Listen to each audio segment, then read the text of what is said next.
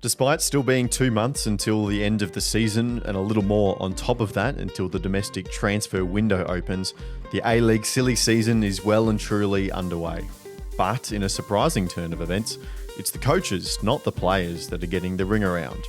Rob Stanton is officially leaving the Jets at the end of the season, despite reportedly signing a 2-year contract extension last Christmas. The pressure is piling on Carl Viet, who appears will meet a similar fate at Adelaide United season end, regardless of how far away that might be. Meanwhile, Zrilic will be assessed at the end of the season. Stajic was only ever on a 1-year contract, and John Aloisi's name is being thrown around in some very interesting places. We'll take this opportunity to take stock of all the coaching situations in the league and the women's national team, as Joe Montemuro confirms for the first time positive conversations with Football Australia over the Tillies gig. DAZN officially closes their purchase of Foxtel, confirming a new broadcaster in the Australian sporting scene. We take a look forward towards a crucial round in the A-League, and Hollywood is coming to town. Ryan Reynold and Rob McInerney's AFC Wrexham set to travel to Melbourne for a pre-season fixture against the Victory on this episode of the Round Ball Australia podcast. My name is Lachlan Avil, and tonight I'm joined by Christian Montegan. Christian, it's all happening this week. We've seen coaches' names been absolutely flying about. It feels like usually we get a little bit further towards the end of the season before this starts happening. Yeah, crazy. And it's not even club talk, right? It's the Matildas as well. The new search for a coach has been, 8 months now, and still no sign of a permanent role, although we are getting closer to finding one, almost a year out from the Asian Cup. So, yeah, I mean, the Jets as well, that's a massive story in the A-League men. So, yeah, we'll get into all of that. Poletti, good evening to you as well. It feels like there's almost just been a perfect storm of some situations at clubs going a little bit awry, and you throw in a number of other coaches that are off contract at the end of this season, and all of a sudden there are so many balls in the air, it's hard to keep track of them all. Yeah, you need to be a pretty good juggler to track where everything's going and you know, just balance the amount of balls that are in the air. But I mean, honestly, when I saw this Wrexham news, my first thought was, this has the plot of an Always Sunny in Philadelphia episode written all over it. The gang goes to Melbourne. Like, there's literally, it's just got that written all over it, honestly.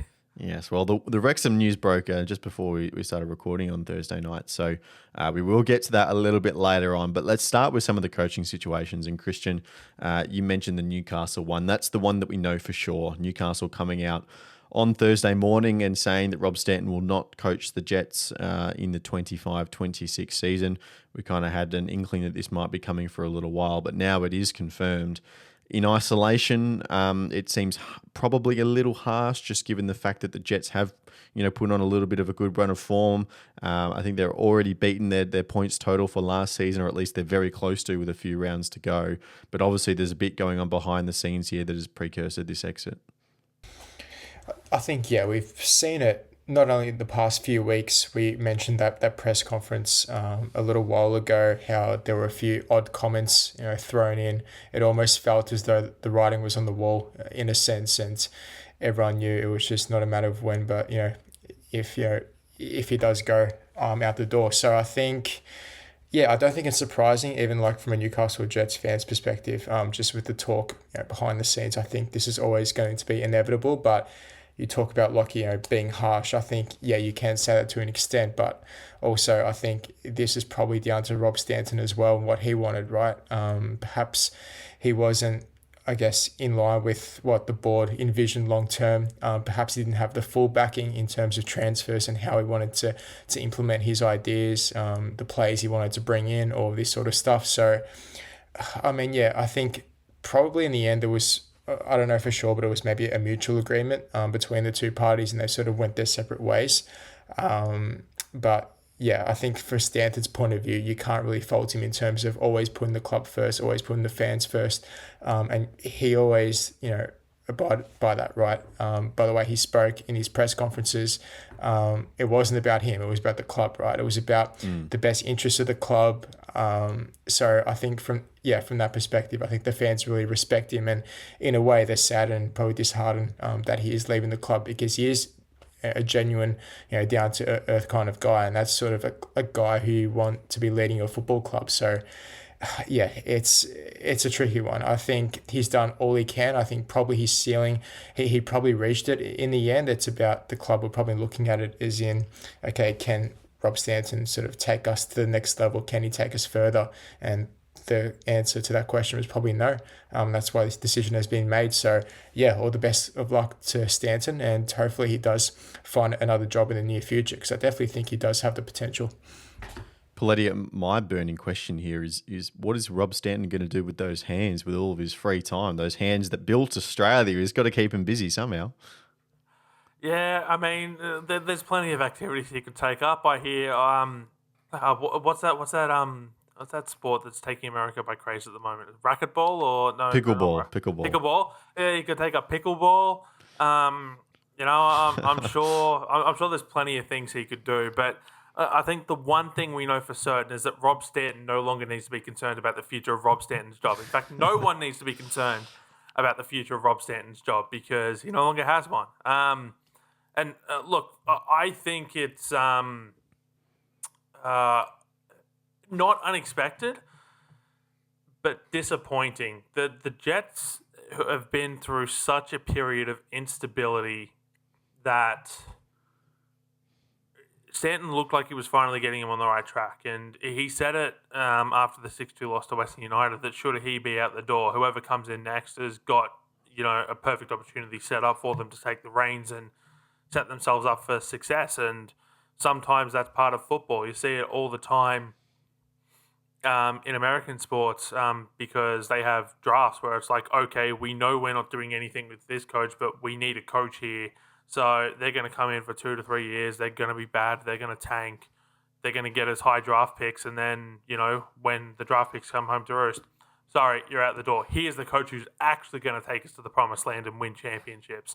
And that's not to say that Rob Stanton has done a bad job, but I mean, 10th and 9th, the results speak for themselves, even though he did get the Jets on that 7-game unbeaten run, which is a club record. So, there's a lot of positives there to build on, and I'm somewhat disappointed that he's actually not going to be able to see them, come home to roost next season with if he convinces Cotter Mizunuma to stay, Lockie Rose is fit and firing, there's a lot that could be done with that club next year under Rob Stanton. And so, yeah. Yeah, look, the context of who the Newcastle Jets are is very important in that question, right? Because not only are they an A-League team with limited budget, and we've seen the exception of the Central Coast Mariners last season, but you can also look at the use case of the Central Coast Mariners and say, how do people talk about Alan Stajic and his time at the Mariners? And they say that he was the one that laid that foundation, and I wonder if that's the same way, Christian, people will think about Rob Stanton when a coach does come in and maybe makes that run if they can host another grand final or maybe get a trophy under their belt. As much as we are a competitively balanced league and the competition is quite tight, Newcastle Jets are still an under-resourced team compared to a lot of other clubs in the league. So they're not expecting to make finals every year. They're expecting to have good moments every so years and then hopefully make a tilt. And if that does happen in the next 5 years, I think a lot of people will look back to Rob Stanton and think he was part of that success.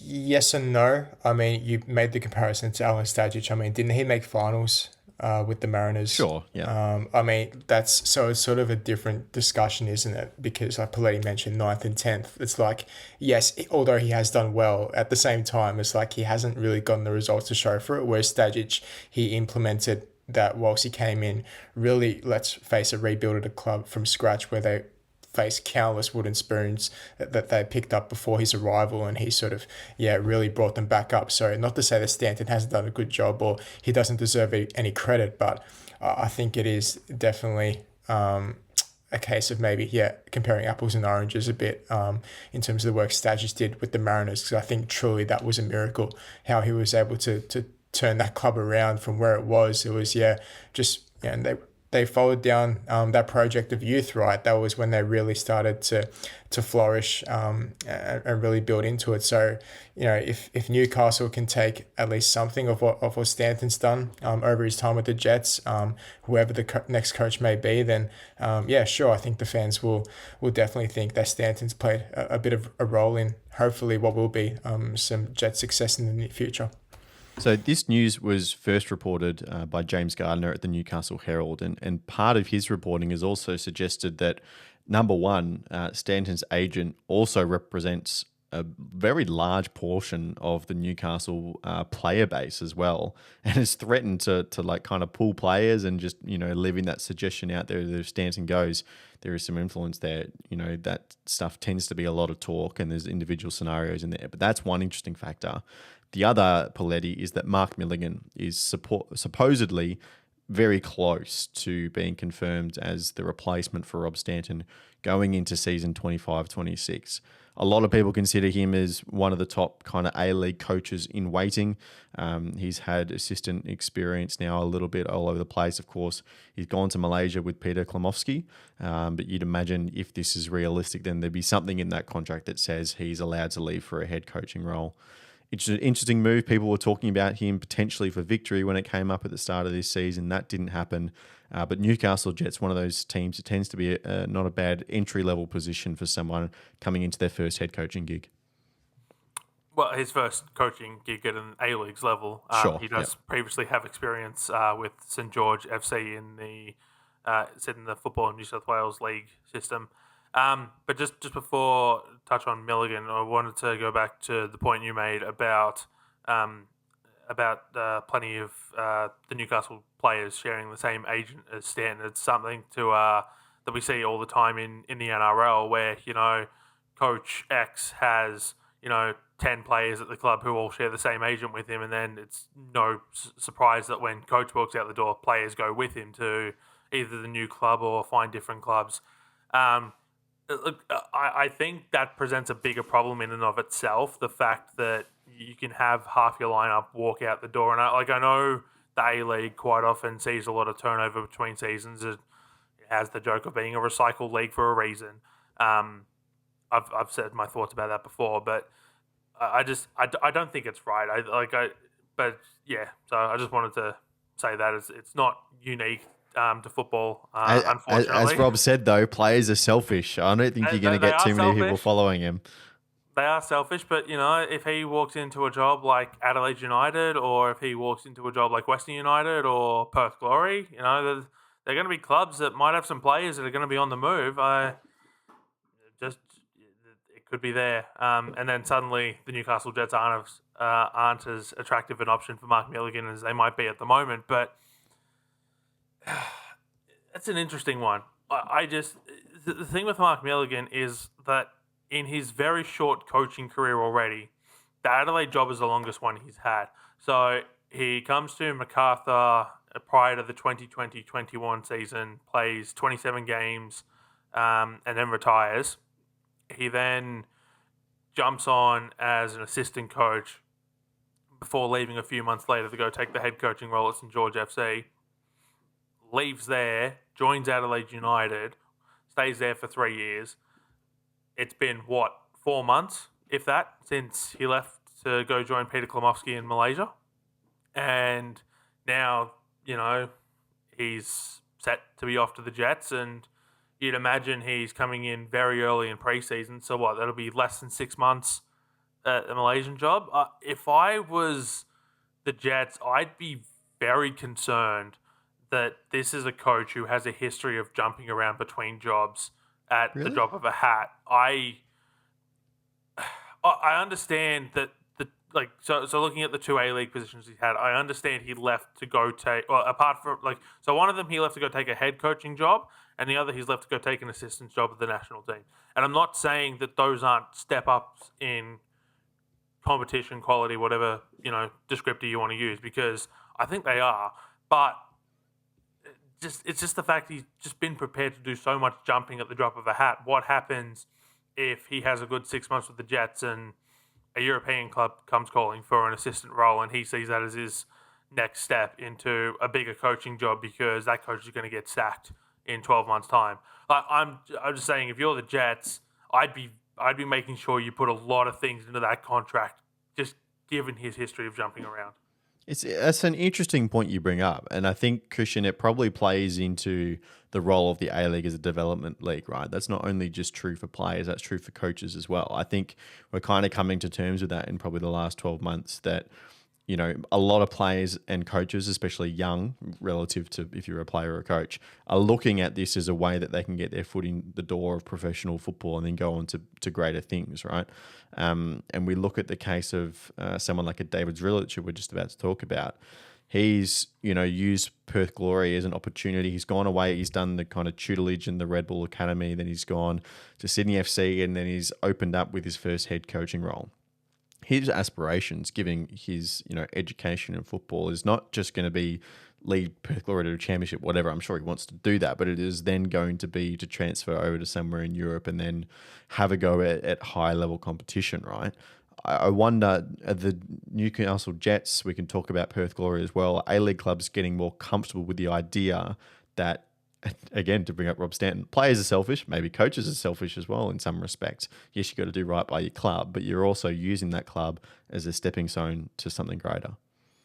Yeah, definitely. I think, for Zrilic, is an interesting one because, like, at the start of the season, we know that he lost a couple of his key players to fit his philosophy, but he's the type of coach who, obviously having that experience overseas, you know, he was, I think, assistant at general, part of the coaching staff in Italy, and then spent time at Leipzig as well in Germany. So for having that experience, you could see his adaptability and flexibility, whereas when it came to mid-season, he was able to make those changes, right? He didn't just go with the same thing, and that's, I think, what we need more from coaches in the A-League, because even you go back to when Kevin Muscat was in charge of Victory, like, I kept harping on that he used to just stick to the same thing every single week. Like, he had never changed, right? And I think that he got that from Edge Postecoglou, obviously, when he was assistant back then, whilst he was, you know, trying to earn his coaching badges, which is obviously fair enough given where Ange is now. But yeah, I'd just love to see that more, I guess, versatility within coaching, which is great. And I think if we can get more of that in the A-League, I think definitely we'll be, looking in the right direction for sure. And then, even for the Jets, for Milligan, like, obviously he's really accustomed to that environment. Perhaps that could work as well.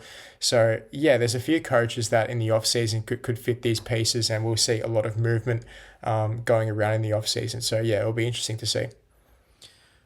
On David Zrilic, so the Glory CEO, Anthony Radic, spoke with the West's Ben Smith, and he said that Driller will be assessed at the end of the season, Poletti. I guess that's kind of pretty standard for the course in terms of what you expect a backroom kind of club director to say in terms of their coach, especially when they've had a season as bad as David Zrilic has had. He also quashed a few rumours that the Glory are going after either of the Aloisi brothers. But on Zrilla specifically, it's been a horrible season. We all know that. They're potentially going to break the record for the worst goal difference in an A-League men's season, which would not be a record that they want to have. They've probably improved somewhat since the January transfer window. They got out a lot of dead weight. They brought in some good pieces here and there. But they're still likely going to win the spoon and set that record, as I say. So it's been a very, very bad season. Are there classifiers that you can throw on there? He didn't have a great squad to begin with. He tried to play his brand of football. It didn't work. We've seen him go away from that probably after 6 or 7 weeks. All of a sudden, it kind of just turned into damage control. So this vision of what a David Zrilic Perth team that we thought might look like, we haven't really been able to see it in full effect yet. And to some extent, I think it would be premature to get rid of David Zrilic because I don't think you're going to get anyone else with much of a better CV. And I think you have to at least give him another pre-season and another few months to the start of next season to fairly evaluate him. Yeah, I mean, I just keep thinking back to that hammering they copped at the hands of MacArthur in round one. There was hope throughout the Australia Cup that, the style that Zrilic was trying to implement was going to work. And then they come out against what, as ended the season as kind of a bang average MacArthur team, in part because of all the departures they've had. But like that was a full strength MacArthur lineup in round one, who absolutely pummeled Perth Glory. It's interesting because you don't bring in someone like Zvilic if you're not prepared to see out the project. It's the fundamentals are there. The system works, and we know it works because we just saw it work with Sydney FC. So we know that his system works. It doesn't help that new owners at the club, they took on a lot of debt to when they purchased the Glory, as you know, we found out with the tax bill situation. There's a lot of debt there that they couldn't go out willy-nilly. I mean, I haven't heard anything about the Mustafa Amini situation, so potentially they're still paying his contract as well, even though he hasn't played for them since, well, basically the entire season. You've got the fact that, they shipped out some players. He got his recruitment wrong. The club and him have admitted that he got his recruitment wrong, which is more than I can say for some coaches around the A-Leagues. You've probably got more players heading out in the winter when the transfer window opens or when their contracts expire at the end of the season. I think I saw an Asmo is already on the move. I think I saw a couple of others are confirmed out as well. So there's going to be a chance to do some recruiting. It might be a chance for Zvilic to just go around the NPLs and see what he can find. And, if the club doesn't have a lot of money, there's a lot of talented players in all the NPLs that I'm sure would be just willing for a step up at an A-Leagues level. Find the right players, get them in early in pre-season, embed your system, go on a run in the Australia Cup. And we could very well be having the exact same conversation this time next year, or we could be talking about a top six challenging Perth Glory, who are just one win away from sealing a final spot, and they've turned it around in the season under Zvilic. Because, as I said, we know the system works, but the other question is the A-League loves the cheeky mutual termination. Does the club have the money to terminate his contract? Because if you listen to Robbie Thompson on A-League off air, and we sort of discussed this a little bit on the Dubcast as well, and Robbie Thompson joined this week, a lot of clubs are running on fumes, and the Perth Glory is one of them. Yeah, absolutely. Well, speaking of Robbie, let's go to Adelaide United and Carl Viet, because rumours have intensified of his potential departure from the Reds. It was reported on Tuesday first by Robbie on A-League off air. Since then, Lucas Reynold from 10 Football has claimed that Viet, straight up, will not be in charge of the club at the start of next season, despite no official decision being confirmed just yet. But Christian, reportedly, a meeting has taken place and everyone understands where they're at. Stefan Mork spoke to 10 News as well and said no one wants him to leave in the playing group, but this kind of seems like a football decision that is being led by Ernest Faber in the technical department. Again, we kind of talked about this on Tuesday, but it seems this is even more solid now that Carl, who has pretty much been the guy who knows the football South Australia development system inside out better than anyone else, could be on his way out of Adelaide. Yeah, I'll try not to say too much of the same thing of what I said on the previous podcast, but I mean, Stephen Moore coming out and defending him, I mean, shocker. Like, of course he's gonna back the coach, because if he didn't, then of course it'd be serious problems in the dressing room, and you have to say, yeah, he probably should be out the door before the season ends. So, I mean, yeah, like I was having this discussion with Jacob. Like, he's been there for 5 years now, right? Are Adelaide at a stage now where they just look to someone different? Like, he hasn't. At the end of the day, he hasn't delivered silverware, right? For as much as they've been close, for as much as they've produced some good football in a couple of seasons, it's, at the end of the day, Adelaide are still, whilst they're a small market, they're still a big football club in terms of, the A-League and what they've achieved, over the course of its history, right? Even going back to the old NSL days, like this is, Adelaide, they're a massive team. So, for Carl Viet, obviously, they had that great first half of the season. You thought, okay, well, where did this come from? Because defensively, there were just so many question marks, despite, the arrival of Bart Friends. You thought, okay, maybe it might shore up something at the back. But I think as the seasons progress, you've started to see, obviously leaks in goals. You've seen, these defensive mishaps, and that all comes under the coach, right? And you even saw that from last season. So you're thinking to yourself, okay, where's the improvement? Is Colby, what's he doing on the training pitch? What's he done in the off season to correct these errors? Is he just making the same mistakes over and over again? And perhaps that's where a new coach and a fresh voice is probably required to, move this club in a different direction. So, for as much as Carl's like sort of a legend of the club. He's been there since his playing days when Adelaide were started in the A-League. It's I think another section of fans will just think of it as, okay, you've done your service, but now it's time to move on and look for someone else.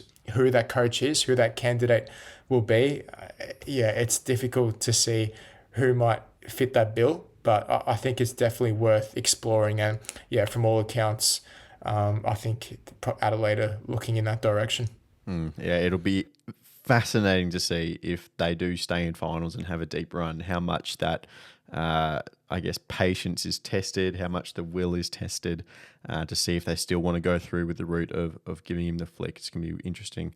So let's now go through some of the other names a little more quickly. Now, in terms of the league as a whole, I went through the whole list today. I could only manage 3 that I reckon I can hand on heart say will definitely be in their positions next year. One is Milej Stajovski because he's just signed a 3-year extension. Aurelio Vidmar has 1 more year at Melbourne City, and he's done exceptionally well this year with the team he's had, playing a lot of academy kids, and they look like a real contender for the championship as well. The other one I have is Steve Corica. Now, I can't confirm 100% how long his contract is. Transfer Market says he's got another year, but I went back and looked at all the press releases from his announcement and I couldn't find anything that said he has a 2-year deal. So obviously he's doing quite well. I see no reason why they wouldn't renew him either. So they are my 3 managers that I think are absolutely locked in. Arthur Dillers at the Melbourne Victory. He has a 1-year contract, but given who Melbourne Victory are, given how long it took them to announce it, that doesn't feel firm for me. I feel like if Melbourne Victory had a good offer or just have a good coach available in the off-season, they would chase someone down. Alan Stajic, he is doing well, could get renewed very easily, but he was only ever on a 1-year deal at Western Sydney. Ufuk Talay, if he misses finals for Sydney, despite how far he goes in the ACL2, his job will absolutely be under threat. Mark Jackson, the Mariners probably won't get rid of him from their side, but Daniel McBreen on LA Golf Air was saying that there are some rumours that he's asked for more resources, and if he doesn't get them, he could be out the door. Giancarlo Italiano's contract will run out at the end of this season. I think he's still a great coach and has lots of potential, but could the Phoenix stomach renewing him after the season that they've had? And then you got Ruben Zadkovic, whose position at Brisbane Roar is surely untenable after the season they've had as well. Now, there is John Aloisi, and we'll get to him in a moment, but just in terms of all those names, Poletti, it feels like there is so much room for swapping and coaches leaving and coming and going. I don't know if I have any clear predictions out of the lot because there's just so many names to deal with. But what do you make of my locks in there, Corica, Stajovski and Vidmar? And do you think there are any other coaches that are likely to see next year with the same clubs they're currently at? I mean, MacArthur have gotten rid of so many players this season. What's not to say they'll get rid of the coach? Just transfer the coach out to some sort of European club. Look, I think that, I agree with the locks. Italiano's an interesting one for me. Not necessarily because his contract is up, but because Paul Temple's contract is up as well as the Phoenix women's coach. I don't think it's too much of a stretch to suggest that both Wellington Phoenix sides will have new coaches next year. I don't have any hot takes as to who I think will be the men's coach, but as I discussed on the Dubcast this week, I've got Bev Priestman as a lock for that Wellington Phoenix women's job. I think it's going to happen. Look, just the situation is all lining up. So if you want more hot takes like that, tune into the Dubcast. So I don't know. Zadkovic maybe could go to Wellington. Wellington would be brave to take a punt on Zadkovic after the couple of seasons he's had at Brisbane and the Glory. I don't know. I honestly, I look at that list. I could see Talay going back to Wellington. I know it never works out as well the second time a coach goes back, But, I mean, unless your name is Tom Samani, in which case it works out brilliantly. But I don't know. Of all the names that, come to mind with swapping, Talle's the only one I could see going to a different club.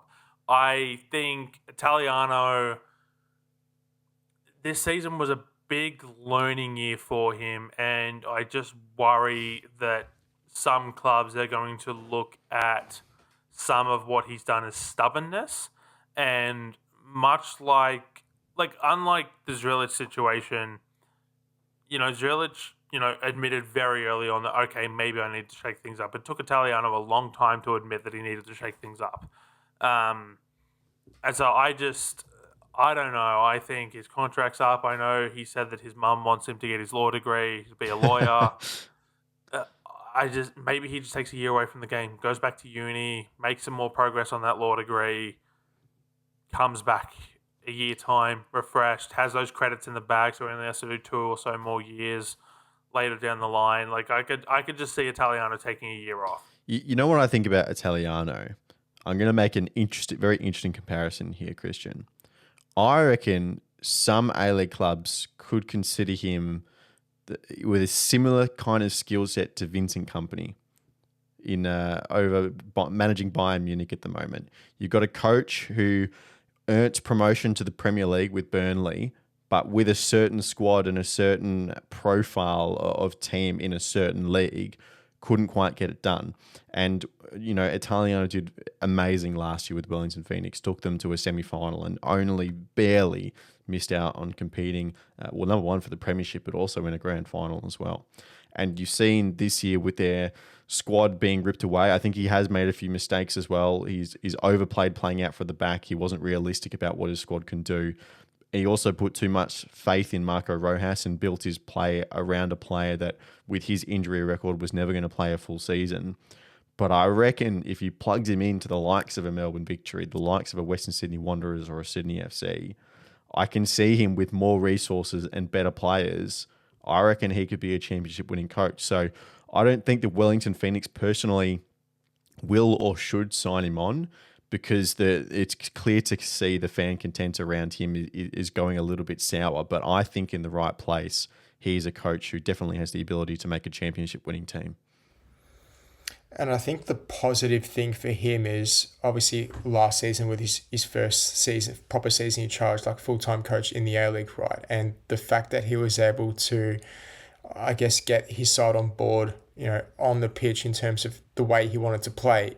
Just say if he was plugged into a side, as you mentioned, a Sydney or a Victory, and if he can turn those results in quickly, that's a real positive, right? Because those big clubs, they demand to win now and now only, right? You don't have time to wait 2 or 3 years to build a project and wait, and you've got to win now in the moment, right? So I think that's where I think last season is a real positive for some of these big clubs looking at someone like Italiano, and he can adapt very quickly to whatever he's given, and obviously you'll have a lot of obviously more resources, as you mentioned, he'll have better quality of players, and he can work around a lot more of what he wants to do, right? So whether a big club goes after him, that's sort of a wait and see, but obviously tactically we've harped on about it. He's just terrific, isn't he? The way he goes into detail, the way he analyzes games. I mean, he's definitely destined for bigger things, that's for sure. It's just about which club he lands at and which club's willing to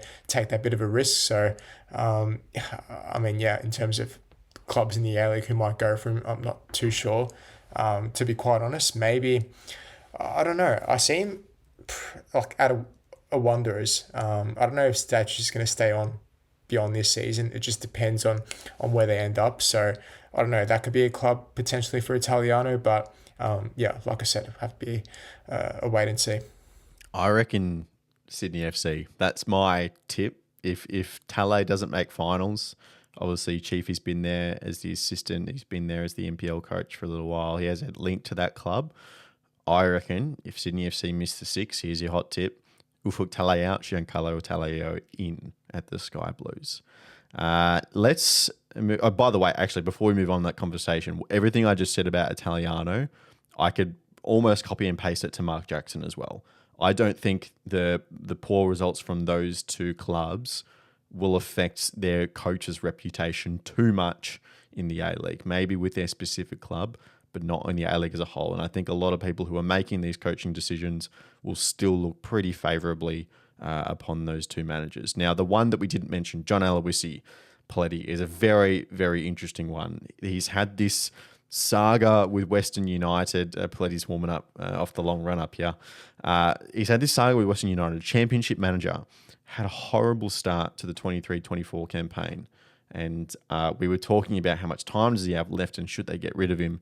They've committed to him. They say that he wanted to be, they wanted him to be the manager that took them to Tarniat. He's done that. He's revitalised the squad, brought in a name or two. Hiroshi Ibasuki, he's obviously was an amazing striker in his day. You can see that evolution in the form of Noah Botic and the way he's been putting away goals this season. It's clear that he's had a massive impact on the club, and Western United have had a massive impact on him. But his contract does run out at the end of the season.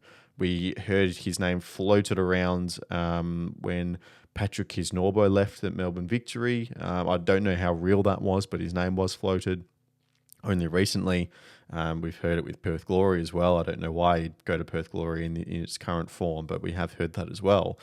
And now as well, Poletti, we've heard his name being floated as potentially the number 2 candidate to be the Matildas head coach to go into the Asian Cup. Now, this was first reported about a month ago by Optus Sports' Christy Williams.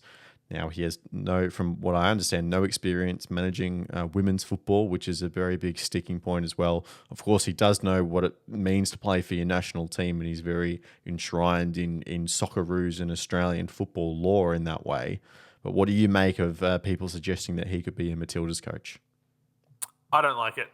I do not like it one bit, and I'm pretty sure I said this on the Dubcast a month ago at the time, and I'm going to repeat what I'm pretty sure I said. If I said something different, call me out, and I've changed my mind, okay? But I don't like it one bit. I think what you're looking at here in John Aloisi is, okay, he had some fantastic moments with the Socceroos, and he's done it as a player at an international level. But he spent 18 games in charge of the Melbourne Heart youth side, 7 wins, 5 draws, 6 losses. He then took the senior team for 39 games, only 8 wins, right? And look, Melbourne Heart weren't great. We know Melbourne Heart weren't great. So that's not necessarily a knock on him as a coach, but then he takes, 18 months away from coaching, goes to the Brisbane Roar, 41 wins out of 108 games, then takes 3 years off, goes to Western United in July of 2021, takes them to the championship, but then, as you said, is 1-2 games away from being sacked, potentially. Like, a couple more results go their way, and suddenly his position's untenable. And yes, he's had a turnaround this season, but this is an average coach who has only shown with one side that he's been able to have success, and that's Western United. He hasn't, and look, it's probably a good thing that he's developed as a coach and has more success as he's gone along. But this is still an average coach who, as we sat here last year and, we were all questioning whether or not, how much longer does he have? Will he get to next season? Will the club just bite the bullet and get a new coach in? And so I think that's a legitimate question of his coaching pedigree. Like, there's nothing against him as a person. Every interaction I've ever had with him is wonderful. And I think he will make a great national team coach someday. I just don't think right now with the Matildas is the right option for him, and I certainly don't think it's the right option for the national team side. And the other issue I have with it is he has no experience in women's football.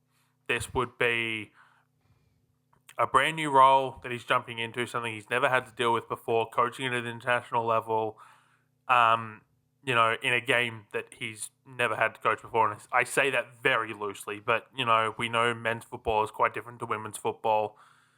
It's not to say that the fundamentals wouldn't transfer over, but the situations are completely different. Like, he'd be walking into a situation, like, let's say his Western United contract runs out at the end of the season. They get knocked out in the semi-finals. That'll be, 2 weeks before the next international window for the Matildas, the 2-game series in Melbourne and Canberra against Argentina, right?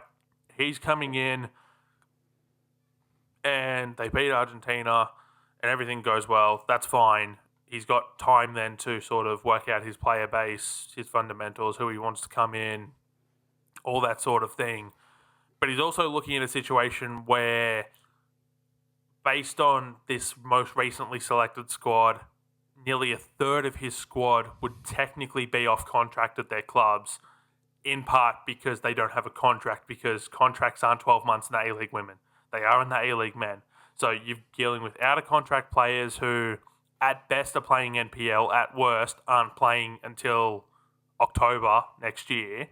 And that includes most of the players that are on the periphery of the 23-player squad already. Most of them are out of contract and technically don't have a contract regardless of whether they've signed 2-year deals. So you've got a situation that would be completely foreign to him because A-League men players are all on 12-month deals, and they all get signed pretty early on in pre-season. So that can be sorted. I had discussions about this on last night, so Wednesday night, with a few people as well. And someone brought up the point that Tom Samani hadn't coached in women's football before the Matildas. Now, I'm not an expert in a lot of the history of women's football, and I certainly don't pretend to be, and I'm not going to pretend to be an expert here. But that was 31 years ago. If you want to know what I was doing 31 years ago, I was 2 months old. I was crying in nappies. There is no way I can confidently speak about what happened 31 years ago. But if it happened 31 years ago, does that make it right to do in 2025? Probably not. So look, I think there are plenty of quality coaches available that the FA should definitely look at. And the fact they don't have one on the board right now is very concerning. And if their number 2 option behind Joe Montemuro is John Aloisi, then I think a lot of questions need to be asked. I think you've outlined some good points. I think for me, the fact that he hasn't been in women's football is a big red flag. The game, as you say, has evolved a lot, significantly in the women's section of things over the last 30 years. That is not the same as walking into a men's football environment. The argument for him, and again, I don't believe he's a great candidate for the Matildas role. The argument for him is that probably better than most other people, he understands what it means to play for Australia. And given the short turnaround, right, you don't have that many chances to train your team. It's going to be, about the player management to a certain extent and making sure that the team is in a right mindset to go and try and win a trophy on home soil. And I think John Aloisi could do that better than most. But again, for me, there's too many red flags there for me to let him go as a preferable candidate, let's say. Christian, you can have your piece on John Aloisi as well if you want, but Joe Montemuro, he's spoken to Vince Regari in the Sydney Morning Herald, confirming that he's had positive discussions with Football Australia about the gig. Now, we've known for a while that we think the preferred candidate is on contract. Now, he wouldn't be off contract at the end of the European season, but at least that would be a much more natural stopping point for him. He's over there managing Lyon at the moment, which is regarded as one of, if not the best women's football side in the world. He's in the Women's Champions League finals over in Europe, so he's doing quite well. He has a history of winning things in women's football. And to see him as the head coach of the Matildas, surely, especially given he's now just gone and confirmed he has been having discussions, it seems like it's getting closer, and it would be pretty cool as well. Yeah, I'll touch on more of Joe Montemuro. I mean, Poletti's touched on pretty well the Aloisi stuff because, I've got my thoughts on Montemuro too, don't worry. Yeah, I'm in full agreement to Aloisi. I think there are better candidates out there. I think Montemuro is definitely that coach who I want the Matildas to have, right? I want Football Australia to really go after him. But the frustrating part is that over a year ago, the Matildas could have got him. Like, this is what drives me crazy. It's this lack of planning that they did. They were sort of 50-50. Oh, should we go with Gustafsson? Should we see it out until the Olympics? And then by that stage, Montemurro already signed for Lyon. It was too late. He was under contract. And then Football Australia said, oh, well, we're in a bit of a pickle here. That was probably our number one target. He's gone to Lyon, and then they had to keep searching. And this is why 8 months later, we still don't have a coach because, James Johnson and everyone at Football Australia has been rightly saying that they don't want to rush into things. We only want to make the decision once we know that we definitely are set on this person, on this coach, right? We don't want to get someone who we feel as though we're just getting them for the sake of it, just because we don't want an interim coach for too long. And that's all well and good, but you had the chance to get Montemurro before. I understand Gustafsson, obviously he was leading into an Olympics, so you don't want to rattle the team too much in that sense by bringing in a new coach. I know it was a bit of a difficult and awkward situation, but yeah, at the same time, like me personally, I knew that with Gustafsson, nothing was going for him, right? They weren't going to move forward with him. It was clear, right? I mean, the football they were playing, it was regressing. You could see it, right? Yes, they had a great World Cup campaign, semi-final run, but I mean, one loss to Canada in that group stage, and it could have been completely different. Like, this is football. It's a game of margins. And you just had to see, the overall scope of it, and Montemurro would have been the perfect fit. So, yeah, I hope for the Matildas' sake that they can, reach an agreement with him. I just think with his experience in Europe, coaching all these different clubs, Arsenal, Lyon, Juventus, winning all these titles, he's been brilliant. And obviously he understands, Australian football, the culture, what it means, as well as Aloisi to play, for Australia, being in the setup as well, coaching over here in Australia. So he knows everything, right? So I think he's definitely someone who the Matildas should be looking at, and I think he'd definitely succeed with flying colours, hopefully. So, Poletti, I'm with Christian that it looks poor from Football Australia that he probably had an opportunity to come in. Obviously, Tony Gustafsson, you've only got a little bit left of his contract. I understand why they made the decision to keep him on, but obviously they've had the poor fortune of him going straight away and locking up this deal with Lyon. With, fair play to him, he's a good coach. He should be getting these kind of opportunities, but it definitely feels like FA missed their shot. And I think looking forward, it's very easy to get caught up in just looking towards the Asian Cup. Of course, that is a massive tournament being played on home soil, but also we're looking to lock a coach in for the next World Cup, for the next Olympic Games. And when we consider that as a whole, to wait a little bit of time for Joe Montemurro, I know actually it's not a little bit of time, it's a lot of time, right? This has been ridiculous under Tom Samani, but to get the right person, I think is worth it in the end. And for me, Joe Montemurro is the only coach that would make this all worth it. I think Serena Weigman would make this all worth it. Sorry, Jacob, I've got to throw that little dig in there. That's probably fair, yeah. Look, to be fair, I think there are a few coaches that would make it worth it. One of them is currently coaching Canada, and based on interviews that Casey Stoney has done since, I don't think she ever would have considered taking the Australia job. Look, my problem with Montemurro is that he has no international experience. Aloisi at least has that working for him, is that he has international experience as a player. So this could be a situation where you've got this vaunted coach who, I'm going to sound very cynical here, is only being touted by as many members of the media as he is, and has been for the past number of years, simply because he's an Australian coach. If he wasn't an Australian coach, I can almost guarantee that his name would not be getting touted. He's been very successful. He won the WSL with Arsenal.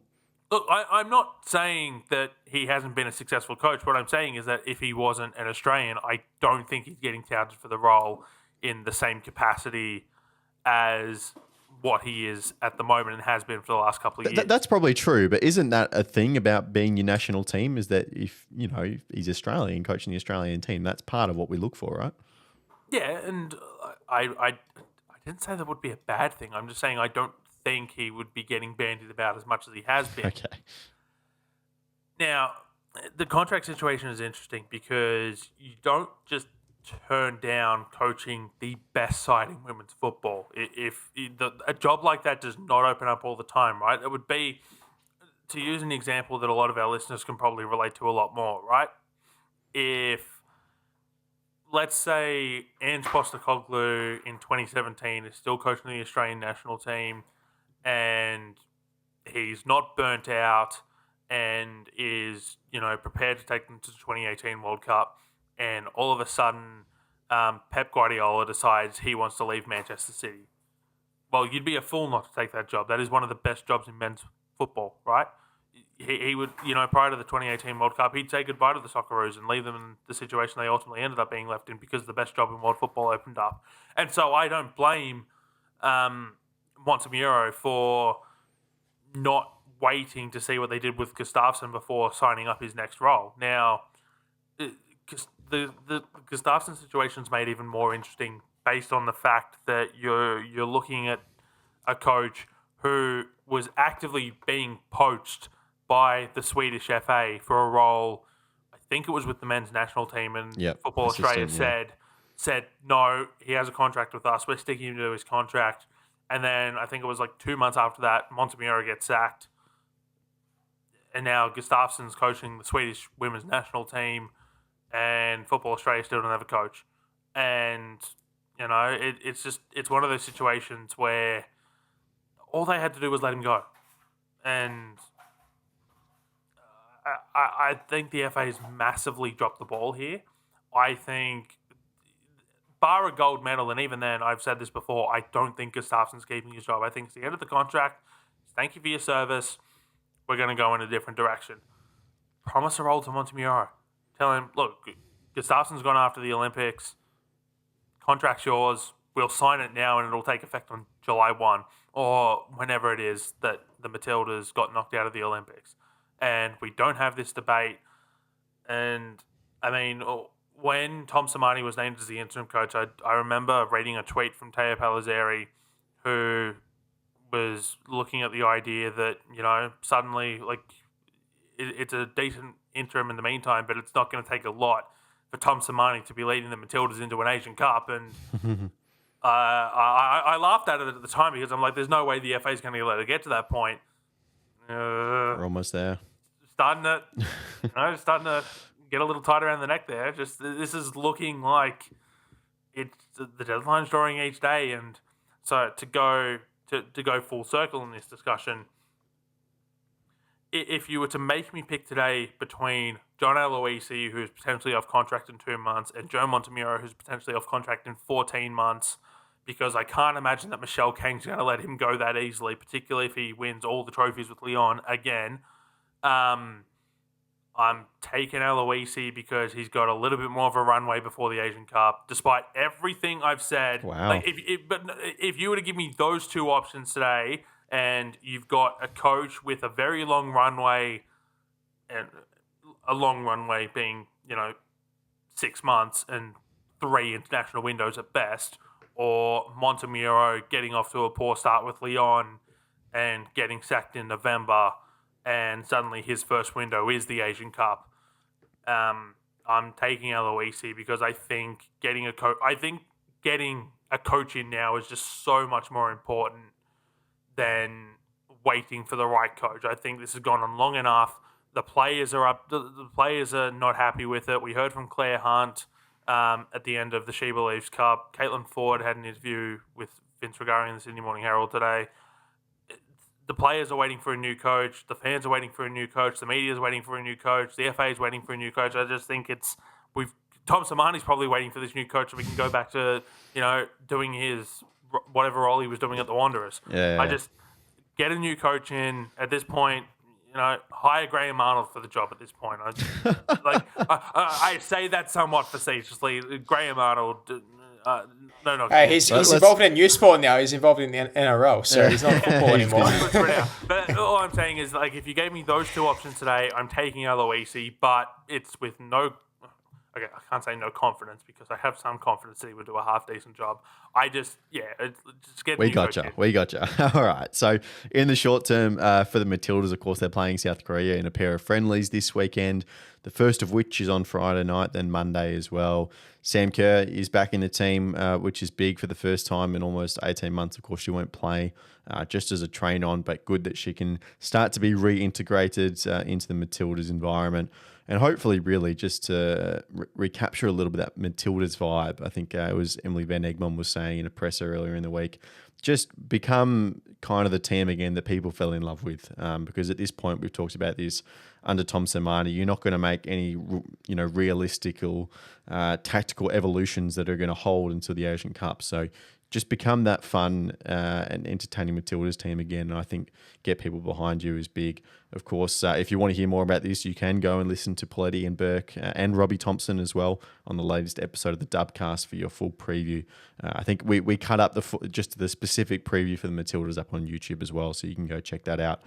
Let's move on to one of the under national teams that's in action in the next couple of weeks, which is the Joeys. They're off to their under 17 AFC Asian Cup, which is being held in Saudi Arabia.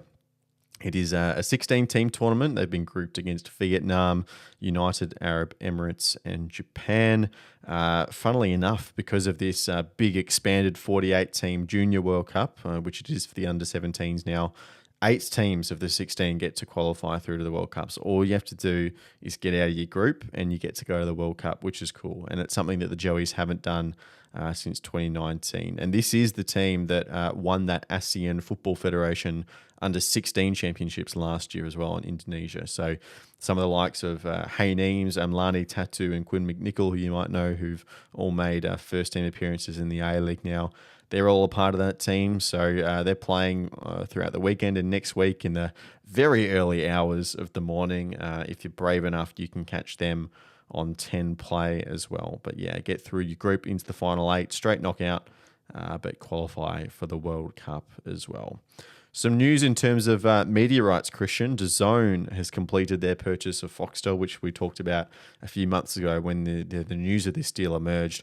According to Media Week, they've received regulatory approval from the Foreign Investment Review Board, the Australian Competition and Consumer Commission, and others, which means they're done. It is 100% over the line. So the sporting experience in Australia is charging headfirst into this kind of streaming era, as we know. And the big question is, will the A-League be a part of it? Obviously, we're on Paramount Plus, but the weight that DAZN brings, the other football that they already have on their platform, the other sports that they have, they're going to have AFL, NRL, and some cricket as well. This is all of a sudden becoming a really concentrated place for Australian sports fans to be paying attention. And if the A-League wants to be relevant, well, then it's not a bad place to be. Yeah, for sure. I'm really praying that the A-League is a part of it, right? Because you mentioned those other codes, the AFL, NRL, they'll all be exposed to DAZN, right? And you've got the A-League there as well. As a product, Poletti's going, oh, no, I don't really agree. But I think in terms of a marketing perspective and the exposure, right, with those other codes, like just a casual fan who might not know much about the A-League would go, oh, okay, the game's on here. I might flick over and see what this is about. I think in terms of that, I think it's a positive. It's a plus. In pubs as well, we've come to learn over the past couple of weeks that there'll be game streaming now where you can watch, whereas you don't have to just stream on a laptop or stay at home and watch a game, right? So I think all these sort of variables and factors coming into it, it definitely benefits from a fan's perspective. And in terms of growing the game, essentially that's what we want, right? And I don't think it will do much harm in the long future. So definitely welcoming, but I guess it's not set in stone as of yet as to whether we will be a part of it. But seeing matches being broadcasted overseas using DAZN, it has grown a lot in popularity, and it's just the streaming service and the streaming nature of where the world's going to, right? It's part of who we are essentially. So hopefully, like I said, the A-League can have a piece of the pie. We won't spend too much time on this, Poletti, but I do think there's a cultural element at play here, right? The whole kind of typical Australian sporting story is you play footy in the winter, you play cricket in the summer, and to a certain extent that extends into viewing patterns, right? And we look at where the A-League is situated, it pretty much competes with the NBL and the Big Bash in terms of other sporting codes over the summer, right? And There is no reason why the A-League can't be the number one summer sport. You watch your footy, whether it's AFL or NRL in the winter, and then it becomes A-League time over the summer. But I think just naturally, because you've got cricket on the same broadcaster as the footy codes, then just naturally that tends to eke that way. And I don't think we can ever break that cultural trend without being on the same broadcaster as these other codes, or they all went their separate ways. But that's not what's happening in sport at the moment. It's coming back down, it's condensing. So I think it would be a pretty big deal for football to share the channels with some of these other codes. I see the hypothetical scenario that you've put out there, and I don't disagree per se. I think it's a very good logic, but we've seen this already. The A-League was, a lot of it in its heyday was because Foxtel had the Premier League rights. And what happened once Foxtel lost the Premier League rights? There's a slippery slope that just... there's more factors in play. I know there's more factors in play, and I know COVID certainly didn't help. That just sort of sped the process up. You just got the runaway truck. It's just like, whoop, yep, going off the cliff. But we've already seen the A-Leagues on a platform that, could be benefited from the exposure of just AFL, NRL, cricket, and all those sorts of things. And we all saw how that ended. And I understand new owners, DAZN could take a different approach. They are European based, so there's a very good chance that, football is a little bit more in their blood, so to speak. It is. But I think we've already seen it once. I have no reason to believe that it would change again. And let's not forget how the A-League's time at Foxtel ended. It was... But they're different companies, though. This isn't Foxtel. No. I understand that, but it was riddled with errors. They were using the A-Leagues as a venture to push other programming because they wanted to get rid of the A-Leagues. I'm just saying, I've seen this story before.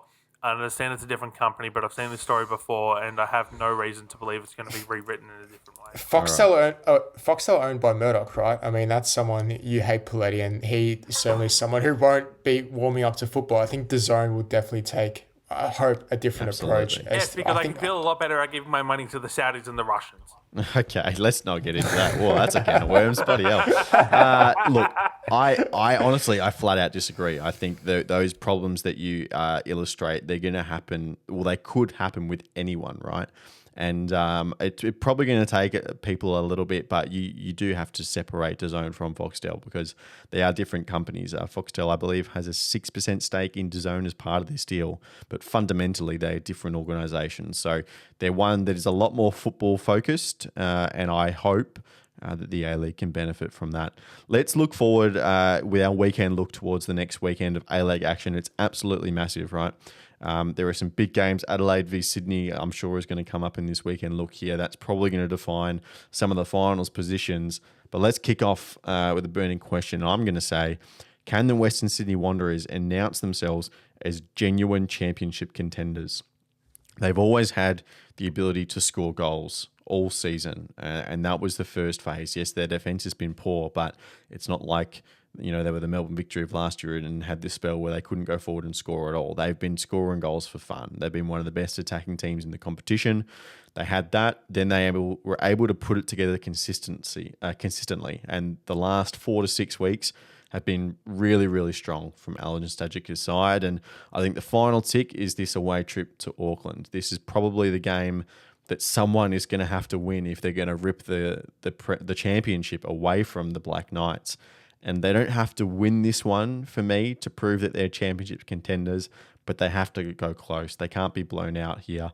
And I think if they can get close and people say, you know what, the Wanderers were in that, then we can officially say they got a red hot crack at the toilet seat at the end of the season. Poletti, what's your burning question? My burning question is, how will the coaching silly season impact the games this weekend? So we had the discussion at the start of the podcast. So many rumours, so much innuendo going around about different coaches. We heard Rob Stanton a couple of weeks ago saying the players are selfish and they don't care about Rob Stanton's job. I just look at all of this, and as some of the players are going to look at it as crap, we might actually need to perform to save our coach's job if we actually want to keep him around, or in some cases the writing might already be on the wall and players are looking towards the off season and they don't care what happens to the coach. So I just be worried if just how it will impact what we see this weekend. Christian? Who's going to win between Adelaide and Sydney for the battle for 6? Because you look at the table, Adelaide only 3 points ahead of Sydney. Adelaide in 6th, Sydney in 7th, trying to catch them. So this is massive. In terms of form, like you'd say, this is probably Sydney's to win, given Adelaide conceding 10 goals in 2 games. But Sydney, on the other hand, they haven't looked all that convincing in terms of week in, week out. Can they produce consistent 90-minute football? They haven't yet. And we've been waiting for it, right? It's like, when's it going to come? It's only a matter of time. But, if they slip up here, away from home to Adelaide, then it's a massive mountain to climb. And although Adelaide have, really struggled, and it seems like they're just going to claw their way towards the finishing line in the top 6 if they do get there, I think a win here for Adelaide will definitely be a huge confidence booster, considering the teams below them. This is massive in the context of it. For sure. And I'm going to piggyback straight off that, because my worst case scenario is that this is the end of Sydney's finals hopes right here if they lose this game. I know they're going to have a favourable goal difference, so the 6-point barrier isn't impossible to break, but that's 6 points in 4 games of football, and that's tough. And then you have to balance that playing in the ACL too as well. I think, and I can tail this into my conversation earlier about Tale's job security and Giancarlo Italiano. I reckon if Sydney lose this game, Giancarlo Italiano will be coaching Sydney FC next year. I can extend it to that far as well. But it's massive. It's hard to understate how important that game is. Poletti, what's your worst case scenario? I'm going to look at one of the other Sydney teams, and my worst case scenario is Macarthur losing. Brisbane Roar have not won a home game in something like, I've lost track of how long it is now. It's like 14 months or something. It's over a year. They just have not won a game at home. Macarthur need to win to keep their slim finals hopes alive, but that's not why I think this is my worst case scenario. Losing to this Brisbane Roar side, it would be absolutely shambolic. I don't care how many absences Macarthur have. On paper, they are a far better side than whatever this Brisbane Roar lineup is. If they lose to this Brisbane Roar side, fold the club. Very dramatic. Sax Diofsky, wrap up that 3-year deal. Has the ink dried on it yet? It would be a shambles if they lost to this Brisbane Roar side. Christian? I've gone for Auckland beating the Wanderers as my worst case, because in terms of entertainment, the title race, it would essentially be done, right? Another 3 points added to Auckland's tally. That'll take him to 6 points required, albeit if West United win their remaining games, which is, we know, very, very unlikely given the league and how tight and competitive it is. And also to the point you raised, Lockie, about the Wanderers, whether they're real championship contenders. Just say, for example, if Auckland blow them out, then it's sort of raises doubts as to can the Wanderers sustain that pressure if they do come face to face in a final series. So I guess the more competition the better, right, for just neutrals in general, just to see who can actually match with Auckland, and we can get a few possibilities heading into finals that can be close encounters. Said like a man who predicted the Wanderers to win the premiership at the start of the season, I reckon. Well done. All right. Finally, a ping from distance. Now, Auckland's fabulous 5. Alex Paulson, Hiroki Sekai, Dan Hall, and then you got Pinnaker and DeVries as well. That specific combination of their defence has played over 9 hours of football together and never conceded a goal. And that holds true for the entire season, because they've come in and out a little bit. And on the weekend against Brisbane Roar, that's the first time we've seen it back since that little run they had at the start of the season. And my ping from distance is that this weekend, Auckland's fabulous 5 will finally be broken by the Western Sydney Wanderers. For me, they're the best attacking team in the competition. And I think they'll pierce the defence. I think they'll get a goal. Poletti. I mean, that's certainly a ping from distance, and that's the whole idea of it. For me, mine is that there will be a fiery and/or entertaining pressure this week. Look, they're very much a rarity in the A-leagues, especially compared to some overseas leagues. But been a little bit more commonplace this season. It goes back to what we said at the start, the coaching silly season. Someone wants to send a message on the way out. They already know that they're not coming back. I mean, we sort of had this discussion around Rob Stanton a couple of weeks ago. Did he already know he was out the door and was happy to ruffle a few feathers on the way out? Like, he praised Western United for being a club that has this and has that, and the Jets didn't have it, and all of this. I'm all it's going to take is one question worded slightly the wrong way, and it's an excuse to go off for someone who might not have a job next season. I reckon we could get an all-timer from Rob Stanton this weekend. I reckon that'll be good fun. Christian, finish us off. I've just gone for at least 6 goals in the Western United Perth game. I can just see, goals, and it could be part of my prediction for the predictions game. Who knows? Maybe, a bit of a bit of a disclaimer there, but I think Perth to score all 6. Perth to score all 6. Yeah. Imagine that. Yeah, then we can definitely write off Western United for championship contenders. That's for sure if that happens. But yeah, I mean, Western United, they beat Newcastle 6-2 a couple of weeks ago. They're just in a real good run of form in terms of goals. Really finding that formula in that final third. And yeah, Perth as well. I mean, they've picked up as well in the second half of the season, especially in the past few weeks, albeit, yes, they haven't picked up as many points as they'd like, but I think in terms of the performances, it has been better. So, yeah, definitely expect an entertaining game, and I think, there'll definitely be goals on both ends. So I'm going to, say 6 or more.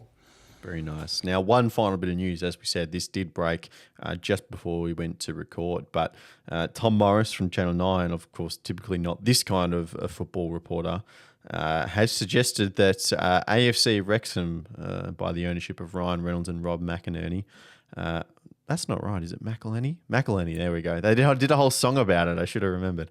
But AFC Wrexham potentially coming to town to face Melbourne Victory in July for a pre-season friendly. Visit Victoria, of course, the tourism board trying to get this one over the line.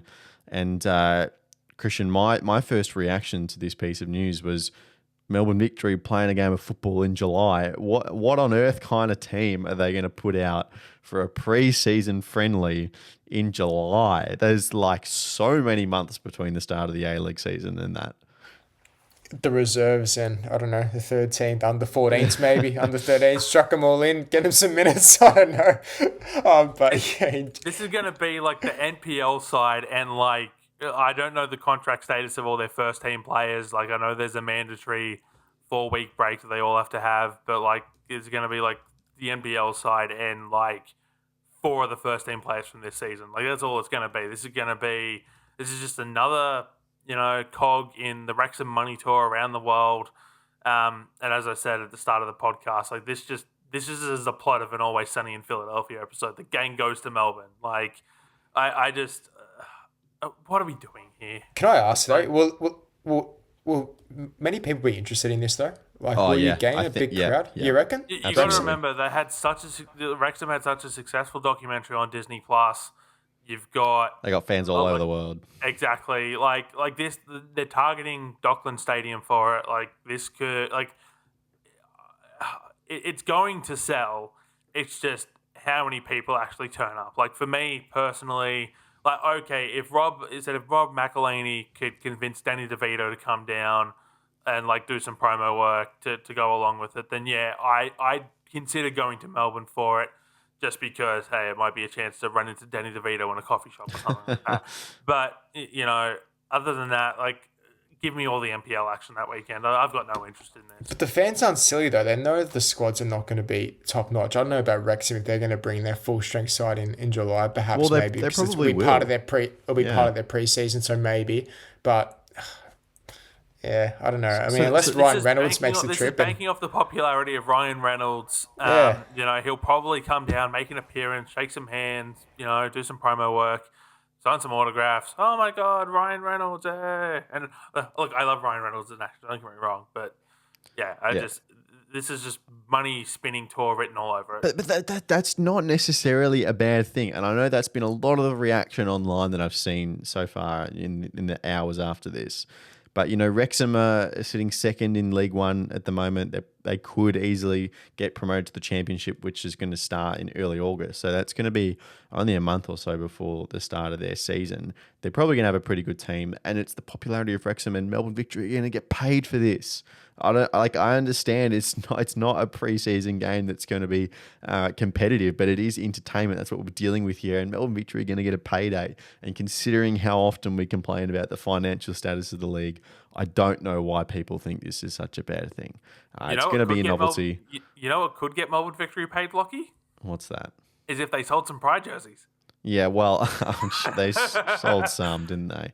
We'll get into that shortly as well soon. Not tonight.